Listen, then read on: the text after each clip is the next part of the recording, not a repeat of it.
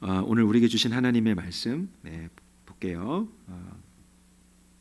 주님이 주시는 말씀은 사도행전 2장입니다. 사도행전 2장 37절에서 41절까지의 말씀입니다. 사도행전 2장 37절에서 41절까지의 말씀, 우리 함께 한 목소리로 37절부터 41절까지 함께 읽겠습니다. 시작. 그들이 이 말을 듣고 마음에 찔려 베드로와 다른 사도들에게 물어 이르되, 형제들아, 우리가 어찌할꼬 하거늘. 베드로가 이르되, 너희가 회개하여 각각 예수 그리스도의 이름으로 세례를 받고 죄사함을 받으라. 그리하면 성령의 선물을 받으리니 이 약속은 너희와 너희 자녀와 모든 먼데 사람 곧 주 우리 하나님이 얼마든지 부르시는 자들에게 하신 것이라 하고, 또 여러 말로 확증하며 권하여 이르되, 너희가 이 패역한 세대에서 구원을 받으라 하니, 그 말을 받은 사람들은 세례를 받음에 이날의 신도의 수가 3,000이나 더하더라. 아멘. 사도행전 말씀을 계속해서 금요일마다 나눌 거예요. 우리 안에 계신 성령님이 계시다고 했잖아요. 그 성령님과 더 친밀해지고 성령님과 교제하는 일이 정말 늘 일상이 되고 정말 성령 하나님과 친밀한 관계를 누리는 것이 정말 우리의 정말 너무나 중요한 삶의 기쁨이 되기를 기도하는 마음으로 그렇게 금요일마다 오시면 좋겠습니다. 오늘은 죄를 깨닫게 하시는 성령님이라는 제목으로 말씀을 나누려고 합니다. 여러분, 지난 시간 말씀 기억나십니까? 성령 충만함을 받으면 우리 말이 성령의 다스림을 받고요, 또 성령 충만함을 받으면 하나님의 꿈과 소망이 부어진다 그랬잖아요. 주님의 나라를 꿈꾸게 하신다 그랬어요. 내가 살고 있는 세상 나라가 하나님 나라가 되는 소망을 성령님이 꿈꾸게 하신다. 목사에게, 목회자에게, 저 멀리 선교 지역에 나가 있는 선교사님에게만이 아니라 오늘 성령 하나님 환영합니다, 성령 하나님과 더 친해지고 싶습니다 하는 모든 성도들에게 하나님 나라를 꿈꾸게 하시는 그 일을 우리에게 주신다고 하셨어요. 오늘은요, 성령 충만함, 그러한 성령의 충만함을 받기 위해서 꼭 필요한 전제 조건이 있다라는 것을 말씀드리고 싶습니다. 그것이 바로 죄에 대한 문제예요. 주님이 우리에게, 여러분에게 성령 충만함을 주시기 전에 반드시라는 말을 했죠. 제가 반드시 우리 속에 있는 죄의 문제를 다루세요. 성령 충만함을 주시기 전에 죄의 문제를 다루십니다. 여러분, 우리 마음에 죄가 가득한 역사가 일어날 때가 있어요. 미움, 시기, 분노, 막 살인하고 싶은 마음, 사람을 보고 막 미운 마음이 막 극도로 막 치달으면 막 죽이고 싶은 마음도 들 때가 있잖아요. 우리 안에 일어나는 정말 그런 악한 죄의 마음들, 그 죄의 역사도 우리 마음 가운데 일어나면서 성령의 충만함을 동시에 받는 것은 불가능하다는 거예요. 그러니까 성령 충만하게 원하시는데 그 성령 충만한 상태가 되기 위하여 하나님은 반드시, 성령 하나님은 우리에게 반드시 죄의 문제를 드러내신다는 겁니다. 마가다락방에 임한 성령의 역사로 많은 유대인들이 그 마가다락방 주위에 몰려듭니다. 그래서 막 다른 나라 말로 하나님의 큰 일을 말하는 것을 들었다 그랬잖아요. 그것을 보면서 정말 궁금해하고, 또 어떤 사람은 조롱하는 사람도 있었고, 어떤 사람은 이게 도대체 무슨 일이야 깜짝 놀라하는 사람들도 있었다 그랬죠. 그때 베드로와 사도들이 밖에 나가서 그 모인 사람들에게 복음의 말씀을 전합니다. 예수 그리스도, 그 이름을 전한 거죠. 너희들이 핍박한 그 예수 그리스도, 십자가에 못 박힌 그 예수 그리스도, 그가 부활하셨고, 그리고 부활하신 그 예수님이 약속하신 말씀대로 성령이 부어졌다. 그것이 바로 지금 이곳에서 일어나고 있는 놀라운 성령의 역사다라고 말합니다. 유대인들이 믿던 그 조상 때로부터 계시되어 오고 예언되어 왔던 그 메시아가 바로 예수 그리스도시고, 그가 죽으시고 3일 만에 부활하시고, 그리고 그를 갈망하는 초대교회 성도들에게 성령의 놀라운 역사로 부어진 그 사건을 베드로와 사도들이 담대하게 그들에게 전합니다. 그 말씀을 들은 유대인들 안에 엄청난 영적인 자각이 일어나요. 37절 말씀 오늘 보십시오. 그들이 이 말을 듣고 마음에 찔려 베드로와 다른 사도들에게 물어 이르되 형제들아 우리가 어찌할꼬 하거늘. 베드로가 회개하고 세례를 받으라고 초청할 때요, 이 말씀에 반응해서 3,000명이 회심하는 역사가 그 자리 가운데서 일어납니다. 그들이 어찌할꼬 마음의 찔림을 받아서, 이 말을 듣고 마음의 찔림을 받아서, 하나님의 말씀을 듣고 복음을 듣고 마음의 찔림을 받아서 내가 어찌할꼬 내 이 죄에서 어떻게 내가 돌이킬 수 있을까? 가슴을 치며 회개했던 사람들이 몇 명이요? 3,000명. 여러분, 이 오늘 37절 말씀이 너무나 중요한 말씀이에요. 그들이 이 말을 듣고 마음에 찔려. 여러분, 우리가 하나님의 말씀을 읽고 하나님의 말씀을 묵상하고, 여러분 큐티 하시는 분 계시죠? 성경 통독 하시는 분 계시죠? 유튜브에서 여러 좋은 목사님들의 말씀 들으시는 분이 계시죠? 은혜를 사모하니까 말씀을 듣죠. 여러분, 말씀을 들을 때 가장 먼저 우리 안에 성령께서 하시는 것이 마음의 찔림이 일어나게 하시는 거예요. 그 말씀을 통해서 우리 마음의 찔림이 일어나게 하시는 거예요. 아침에 말씀 묵상하고 큐티할 때 여러분, 주님이 가장 많이 깨닫게 하시는 게 무엇일까요? 죄에 대한 거예요. 죄. 왜냐하면 주님의 말씀은 빛이라고 했잖아요. 어두운 우리 심령 가운데 그 빛이 비춰질 때 어두움 속에 감춰져 있다. 마치 컴컴한 아주 어두침침한 폐허 같은데 이렇게 구석에 후레쉬 빛을 딱 비출 때 그 바퀴벌레나 그 쥐나 아주 그 더러운 게 보이는 그 짐승들이 화들짝 놀라면서 달아나는 것처럼 그 환한 빛을 비출 때 말씀에 비치신 그 주님이 우리의 마음을 비춰주실 때, 여러분, 어둠 속에 아주 교묘하게 그리고 흉악하게 감춰져 있던 우리 죄가 드러나게 된다는 거예요. 깨닫게 하신다는 거예요. 교만한 마음, 음란한 마음, 거짓된 마음, 미워하고 시기하는 마음, 감춰져 있는 모든 죄가 진리의 말씀으로 드러난다. 그 누가 하는 일이라고요? 성령 하나님께서 우리의 죄를 드러나게 하신다는 거예요. 죄를 깨닫고 회개하는 심령 안에 성령 충만함이 부어질 수 있기 때문에 주님이 그 일을 하시는 거죠. 38절을 보십시오. 38절에 베드로가 이렇게 고백해요. 중간에 너희가 회개하여 각각 예수 그리스도의 이름으로 세례를 받고 죄 사함을 받으라. 그리하면 성령의 선물을 받으리니, 이렇게 말씀합니다. 예수를 믿어. 그러면 죄 사함을 받을 거야. 그런데 그 전제 조건이 있어요, 여러분. 예수 믿고 세례를 받으라. 그리스도인이 되라.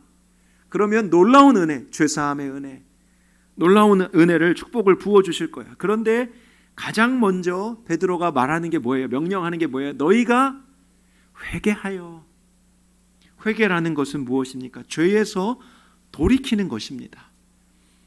이쪽 죄의 방향, 오른쪽이 죄의 방향이에요. 열심히 달려가고 있었는데 하나님의 말씀은 이쪽이에요. 그건 죄의 길이에요. 의로운 길, 주님이 원하시는 생명의 구원의 길은 완전히 정반대의 길이에요. 그럼 가던 길을 멈추고 반대의 길로 돌아서서 걸어가는 것이 회개하는 겁니다. 뉘우치고 회개하는 것. 그 회개하는 심령 가운데 성령의 충만함을 주님이 부어주신다라고 말씀을 드린 거예요. 에즈베리 대학에서 일어난 부흥에 대해서 소개해 드린 적이 있죠. 오늘 새벽 기도에도 잠깐 나눴습니다만 2023년 2월 달에 일어난 그 에즈베리 신학대학에서 일어난 부흥이 사실은 이번에만 일어난 게 아니었대요. 1970년 2월에도 6일 동안 그 학생들이 채플에 남아서 6일 동안 회개하면서 하나님을 예배하는 연속 예배가 있었고요. 1992년 3월에 역시 그 채플에서 학생들의 그 찬양과 기도가 예배가 5일 동안이나 이어집니다. 밤낮 상관없이. 그리고 2006년에도 그 일이 똑같이 일어나요. 4일 동안 지속적인 예배와 기도와 찬양이 그 에즈베리 대학 신학 채플 안에서 일어나게 됩니다.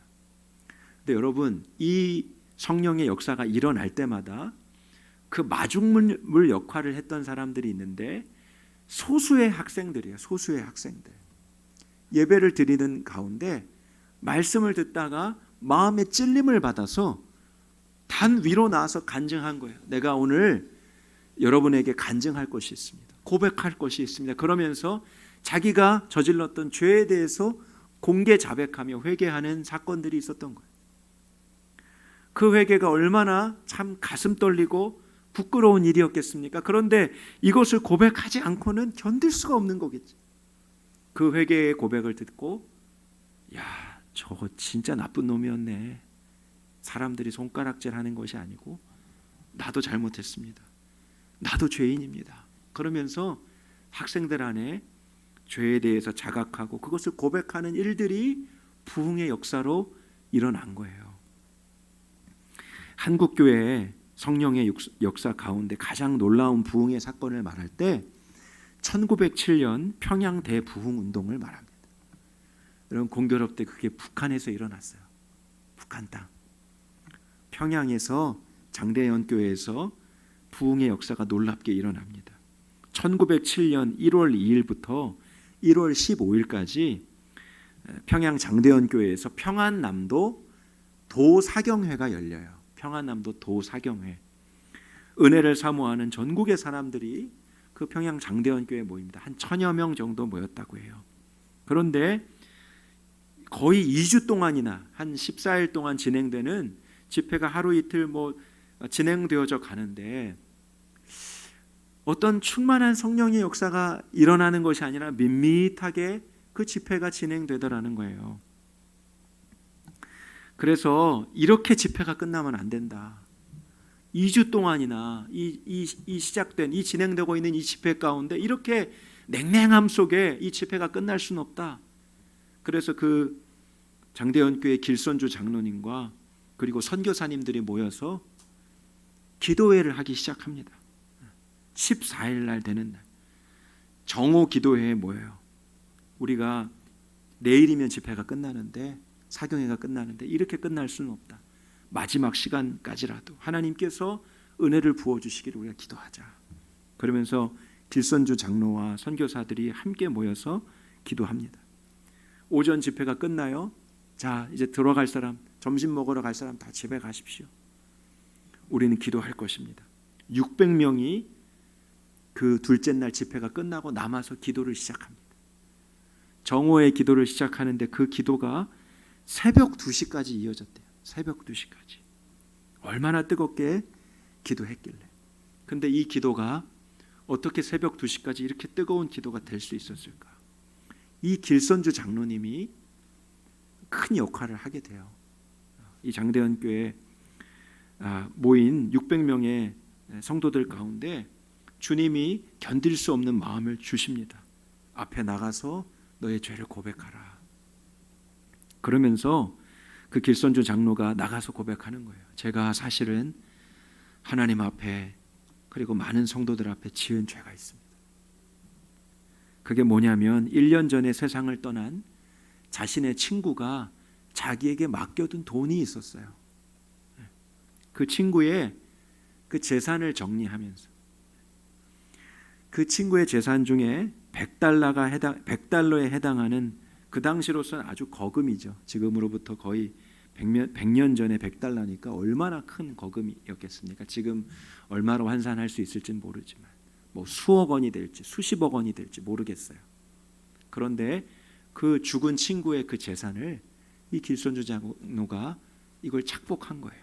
그 유족들을 위해서 쓰든지 아니면 헌금으로 내어놓든지 좋은 일에 사용을 하든지 잘 관리해야 하는데 자기 죽은 친구의 그 돈을 인마이 포켓을 한 거죠. 그것이 정말 견딜 수 없는 애통함 그리고 죄에 대한 자각으로 그가 반응되어진 거예요. 성령 하나님이 그날 길손주 장로의 그 마음을 비추시니까 견딜 수 없는 거예요. 이것 때문에 내가 죽을 수밖에 없구나. 그래서 많은 회중들 앞에서 공개적으로 그 일을 회개합니다. 내가 친구의 돈을 착복했습니다. 제가 죽일 놈입니다. 그런데 여러분 그 길손주 장로의 회개가 부흥의 불씨가 돼요. 놀라운 회개의 기도, 회개의 고백이 터져 나오기 시작합니다. 이곳저곳에서 흐느끼며 눈물을 흘리며 애통해하면서 자기 죄를 회개하고 자복하는 일들이 그 길손주 장로의 고백을 통해서 시작되기. 그것이 1907년 평양 대부흥운동으로 번진 사건이었던 거예요. 한 사람의 회개를 통해서. 1907년에 평양 대부흥운동이 있기 전에 4년 전입니다. 1903년에 역시 북한이 원산에서도 큰 부흥이 일어납니다. 이 원산 부흥의 운동의 시작도 역시 무엇이었느냐? 회개의 역사로 시작이 돼요. 하디 선교사님이라는 이 선교사님의 회개를 통해서 이 원산 1903년에 부흥운동이 시작이 되는데 원산에 거주하고 있던 몇몇 선교사님들 그리고 한국인들 가운데 정말 부흥이 일어나기를 성령의 뜨거운 부흥이 일어나기를 갈망하면서 기도회를 갖게 된 거예요. 의료 선교사였던 하디 선교사가 이제 그 기도회에 말씀을 전하는 말씀 스피커로 예정이 되어 있었습니다. 말씀을 전할 설교자였어요. 3번의 말씀을 전하기로 되어 있었습니다. 그런데 말씀을 준비하던 하디 선교사 안에 하나님과 독대하며 말씀을 준비하던 그 선교사님의 심령 안에 큰 회개가 일어납니다. 이 하디 선교사님은 의료 선교사였어요. 캐나다 토론토 대학 명문대학입니다.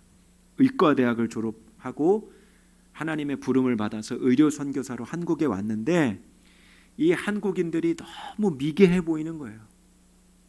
자기는 의과대학도 나왔죠. 아주 명문대학을 나왔죠. 배울 만큼 배웠고 아주 좋은 나라에서 살다가 이 하나님 알지 못하는 조선 땅에 왔는데 너무너무 한국 사람들이 미개하고 열등해 보이는 거죠. 그 마음이 하나님 앞에 드러나더라는 거예요. 열심히 사역은 했지만 사역에 열매가 없었어요. 그래서 항상 마음에 눌림이 있었다고 했습니다. 그런데 그 눌림, 그 심령 안에 있던 추악한 죄가 무엇인지 성도들에게 말씀을 전하기 위해서 말씀을 준비하던 하디 선교사가 자기 자신 안에 있는 죄를 성령님이 다 깨닫게 하셔서 알게 된 거예요. 그 내면의 학력에 대한 교만함, 의사라는 직업에 대한 교만함, 영국 시민이라는 백인 우월주의, 한국인에 대한 편견, 인종차별, 깊숙이 선교사지만 부름을 받고 하나님 앞에 부름을 받고 복음을 전하러 온 선교사였지만 그러나 그 내면의 깊숙한 곳에 정말 감추어져 있던 흑암 가운데 감추어져 있던 그 여러 가지 죄악들이 그날 주님 앞에서 다 드러나기 시작한 거예요. 말씀을 준비하다가 그가 꼬꾸라져서 회개하는 역사가 일어나게 됩니다. 그리고 하디 선교사가 기도회를 인도하면서 다른 말씀을 전하는 것이 아니라 성령 하나님이 자신에게 깨닫게 해주신 그 자신의 연약함, 죄악을 다 토로하고 고백하게 돼요. 이것이 1903년에 그 원산의 그 기도회 현장, 기도회 가운데 있었다. 부흥의 초석이 됩니다. 씨앗이 돼요. 그 회개를 통해서. 여러분 오늘 말씀의 제목이 죄를 깨닫게 하시는 성령님이라고 했습니다. 죄를 깨닫게 하시는 성령. 여러분 우리 안에 감추어져 있는 죄악이 오늘 만약에 드러난다고 생각해 보세요. 오늘 여러분이 앞에 서시고요. 여러분 마음 안에 있는 그 정말 더럽고 추악한 것, 누구에게 말하기도 민망한 것들이 아마 하나님께서 그 심령을 열어주셔서 아무개 성도의 죄입니다라고 이 앞에 다 끄집어 내어진다면, 정말 여러분 그것만큼 부끄럽고 수치스러운 일이 어디 있겠어요? 쥐구멍이라도 숨고 싶을 마음이겠죠. 죽고 싶을 마음일 거예요. 내가 다 발가 벗겨진다 하는 그런 마음이 얼마나 견딜 수 없는 것입니까? 여러분, 성령님이 우리 안에 그 일을 행하신다는 거예요.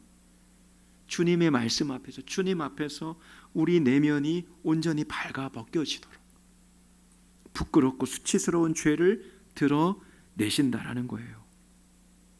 그런데 여러분, 주님이 그 부끄럽고 수치스러운 죄악을 드러내시면서, 봤지? 너 이렇게 부족하고 너 이렇게 죄인이야.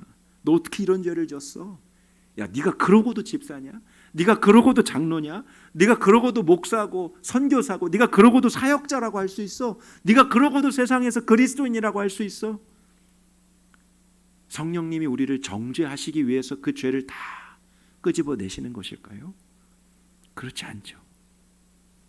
그 죄가 깨달아지는 것이 여러분, 우리의 심령이, 우리의 마음이, 우리의 삶이 하나님의 은혜로 성령의 충만함으로 채워지는 첫 번째 시작이기 때문에 그래요.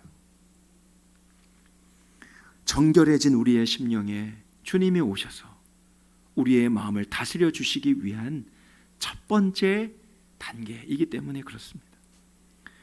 하디 선교사가 이렇게 고백했어요. 회개케 하시는 성령 하나님을 만났을 때의 기억을 이렇게 고백합니다. 성령님이 내게 오셨을 때 그의 첫 번째 요구는 나의 선교사 생활 대부분을 함께 보냈던 선교사들 앞에서 나의 실패와 그 실패의 원인을 시인하게 하시는 것이었다. 그것은 고통스럽고 굴욕적인 경험이었다. 나 혼자 알고 있기도 민망한 그 일을 동료 선교사들에게 나누라고 했습니다. 선교사 중에서도 리더인 그가 후배 선교사들에게, 동료 선교사들에게 내가 이런 마음을 갖고 있었다고. 그거를 꺼내는 일이 얼마나 어려운 일이었겠어요. 굴욕적이고 고통스럽다고 표현했습니다.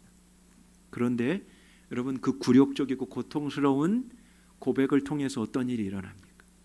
하디 선교사도 살고 그와 함께 하던 모든 사람들도 성령의 역사로 살아나는 것을 경험하게 됐잖아요.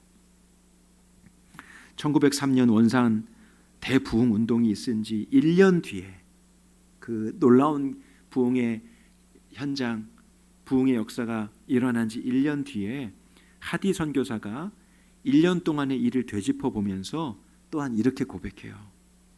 내가 성령의 충만함을 깨달은 후에 그 첫 주일 아침, 우리 원산 감리교회 회중 앞에 서서 부끄럽고 당황한 얼굴로 나의 교만, 심령의 강팍함, 그리고 믿음의 결핍과 또한 이것들이 가져다 준 많은 결과들을 고백하면서 그들은 처음으로 죄의 확신과 회개가 무엇인지를 알게 되었다.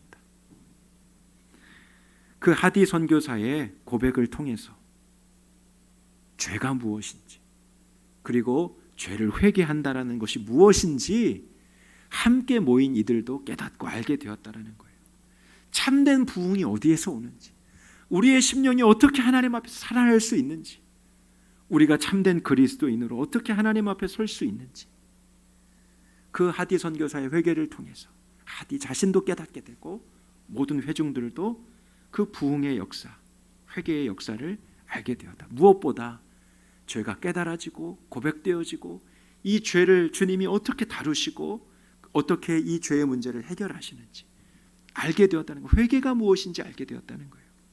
사랑하는 성도 여러분, 기도해도 답답함이 있으신 분이 혹시 있으십니까? 오늘 우리가 처음에도 기도했죠. 예배 자리는 있지만, 기도의 자리는 있지만 답답해요.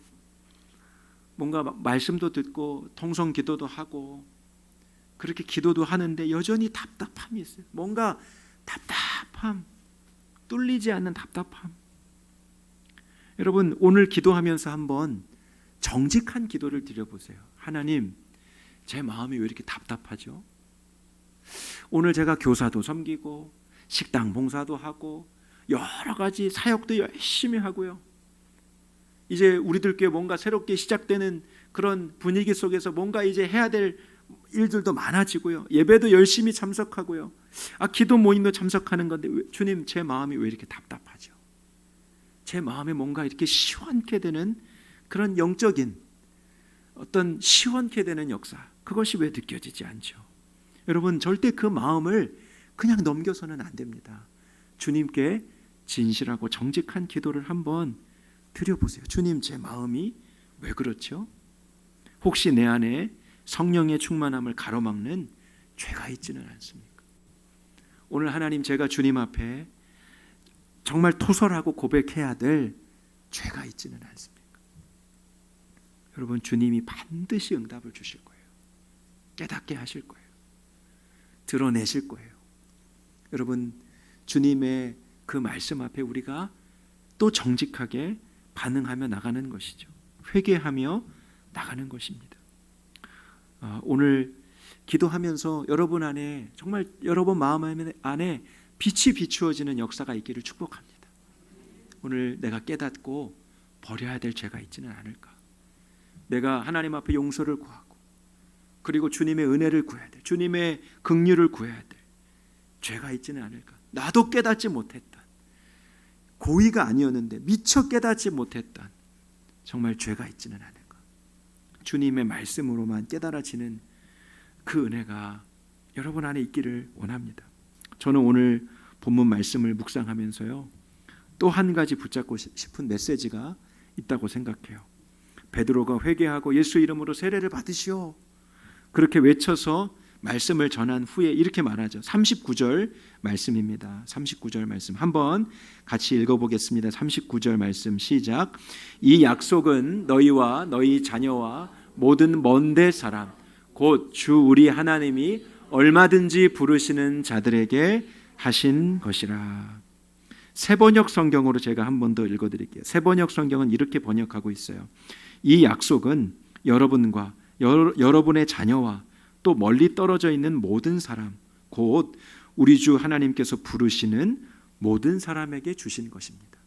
이 약속이 뭘까요? 이 약속은 주 예수를 믿으라. 그러면 그가 너의 죄를 용서해 주실 것이다. 회개하고 예수를 믿고 세례를 받으면 죄 사함의 은혜를 주신다 라는 것이 약속의 말씀인데, 이 약속의 말씀이 누구에게 해당되는 말씀이냐? 여러분과, 그리고 여러분 자녀와 멀리 떨어져 있는 모든 사람, 이방인들을 얘기하는 거예요. 이방인들, 유대인들을 향하여, 야, 선민이라고 생각하는 너희들, 이 은혜가 선민인 이스라엘에게만 해당되는 것이 아니야. 하나님을 알지 못하는 모든 이방 사람들에게도 이 말씀이 적용돼. 곧 우리 주 하나님께 부르시는 모든 사람, 하나님께는요 모든 사람을 주께로 부르시기 원하신다는 거예요. 모든 사람들이 죄에서 돌이켜 하나님께로 나오기 원하신다는 거예요. 특정 사람에게만 국한되는 것이 아니고 이 은혜가, 이 은총이 모든 사람에게 열려 있다라는 거예요. 여러분, 우리 주변에 예수 믿지 않은 사람들 많죠. 죄 가운데 살고 세상 정욕 가운데 살아가는 이들이 얼마나 많아요. 가까운 우리 가족 중에도 있잖아요. 우리 형제 중에도 있잖아요. 일터에 함께 일하는 동료 중에 있잖아요. 여러분, 이 사람들을 바라볼 때 우리의 심령이 낙심될 때가 있습니다. 복음을 영원히 받아들일 것 같지 않을 두려움 때문에 그래요. 내 남편이, 내 아내가, 방황하는 우리 자녀가 주님께 돌아와야 되는데, 저가 예수 믿고 구원받아야 되는데, 저 죄를 버리고 하나님 앞에 나와야 되는데 라고 안타까움으로 바라보아지는 대상자들이 있습니다. 여러분, 우리가 정말 붙잡아야 될 말씀이 있습니다. 주님은요 오늘 베드로를 통해서 이 말씀을 주시는 이유가 무엇일까요? 회개하여 예수 그리스도 이름을 부르고 죄사함을 받으라. 이 말씀을 선포하게 하신 이유가 무엇일까요? 하나님은 오늘도 어느 그 한 영혼도 포기하시는 영혼이 없다는 거예요. 유대인들에게만 해당되는 것이 아니라 이방인들에게도, 하나님을 알지 못하는 모든 이들에게 이 약속의 말씀이 적용된다. 베드로를 통해서 성령 하나님이 유대인 이스라엘 백성들에게 강하게 선포하고 있는 것이에요. 오늘 우리에게도 주님이 말씀해주고 있는 것입니다. 우리에게만 해당된 것이 아니라 이 은총은 모든 이들에게 열려져 있다. 복음을 거부하는 이들, 복음을 들으려고 하지 않은 이들, 오늘 정말 강팍한 심령으로 우리도 그들을 바라보면 아유, 저 사람이 예수 믿겠어? 저런 인간은 아무리 전해도 안 돼. 100번 전해도 안 돼. 될 사람이 되는 거지. 뭐 이런 마음을 가질 때가 있죠. 그 주님이 주시는 마음이 아닌 거예요. 한 사람의 잃어버린 영혼. 이번 주에 그 말씀을, 주일의 말씀을 나눌 것인데, 한 영혼 오늘도 주님이 찾으시고 이 은총을 활짝 열어두시고 어느 누구나 하나님께로 나아오는, 회개하여 나오는 것을 주님이 찾고 기다리시고 있다라는 거죠. 여러분, 오늘 우리가 회개하여 정말로 주님을 만나고 우리의 심령이 새롭게 되어졌다면 우리 주변에 있는 모든 사람들도 그 구원의 기쁜 소식, 주님의 은혜와 그 은총을 정말 경험해야 될 많은 사람들을 주님의 마음으로 바라보고, 그리고 그 은혜의 통로로, 구원의 통로로 우리가 쓰임 받기를 위해서 기도해야 할 것입니다. 남편 영혼 구원을 위해서 간절히 기도한 어느 여자 성도님이 간증을 제가 한 토막 읽어드릴게요. 결혼 초부터 남편이 여러 가지 중독에 빠져서 많은 힘든 시간을 보냈습니다. 말도 별로 없고 아이들에게도 관심이 없는 남편은 오로지 본인이 좋아하는 것에만 몰두해 살다 보니 서로의 관계는 멀어져 갔고 제 마음은 피폐해져 갔습니다. 혹시나 말을 강하게 하면 행동을 돌이킬까 싶어 헤어지자고도 해보고 별별 협박을 다 해봐도 소용이 없었습니다. 그때는 하나님을 알지 못했고 제 생각으로 살아가던 때라 제가 강하게 나가면 남편이 변할 거라 생각했습니다. 결혼 10년 차에 교회를 다니기 시작하며 주기도문 내용을 읽는데 우리가 우리에게 잘못한 사람을 용서한 것 같이 우리의 죄를 용서하여 주시고의 구절이 계속 마음에 걸렸습니다. 죄 많은 제가 하나님 앞에서 죄를 용서받기 위해서는 남편을 먼저 용서해야 한다는 말씀이 처음에는 너무나 억울하다라는 생각이 들었습니다. 그래서 순종하기 어려웠지만 하나님이 내 안에 거하며 함께 하신다는 말씀이 믿어지면서 순종하기 시작했습니다. 남편이 가끔씩 던지던 말 속에 예전과는 다른 진실된 모습이 보이고 달라져야겠다는 결심이 느껴집니다. 남편을 정죄하고 고쳐보겠다는 마음을 내려놓고 주님이 변화시켜 주실 거라 믿고 믿음의 기도를 올려드립니다. 남편 바라보면서 한숨 쉬고 탄식하고 예수를 믿은 후에도 여전히 남편을 정죄하며 저 남편은 어떻게 변화될 수 있을까? 그런데 성령님이 그 권사님에게 깨닫게 하신 놀라운 일은 그 남편이 아니라 자기 자신을 보게 하신 거예요. 남편에 대한 마음이 얼마나 완악한지, 남편을 용서하지 못하는 그 죄가 얼마나 큰지를 깨닫고 보게 하셨다는 거죠. 여러분, 우리 안에 충만한 은혜가 임하면요, 내가 얼마나 큰 죄인인지를 깨닫게 돼요. 여러분, 우리 안에 은혜가 식어지죠? 다른 사람들을 향한 정죄와 비난으로 이어지게 돼요. 내 안에 비판과 정죄와 판단이 역사하고 있다면 내 마음에 은혜가 메말라져 있다는 거예요. 은혜가 충만한 사람, 성령의 충만함을 덧입혀진 사람은 나의 죄악을 봐요. 내가 얼마나 연약한 죄인인지, 내가 얼마나 부족한 죄인인지, 내가 얼마나 용서받을 수 없는 죄인이었는지를 깨닫게 하신다는 것입니다. 여러분, 그것은 너무나 고통스럽고 수치스럽고 그리고 참으로 어려운 일이에요. 하디 선교사님의 고백처럼. 그러나 그 회개가, 그 죄를 깨닫게 하시는 성령님의 은혜로 우리의 죄를 자각하고 회개하고 진실한 마음으로 주님 앞에 돌이킬 때, 여러분, 그것이 우리의 심령이 회복되는 은혜의 역사가 될 것입니다. 우리 가정을 살리고 교회를 살리고 우리가 처한 모든 삶을 뒤바꿔내는 놀라운 역사. 1903년, 1907년 지금 이 시대도 일어나는 곳곳에 부흥에 쓰임받는 정말 그 회개하는 하나님의 사람들처럼 하나님이 저와 여러분들을 들어 사용하실 줄 믿습니다.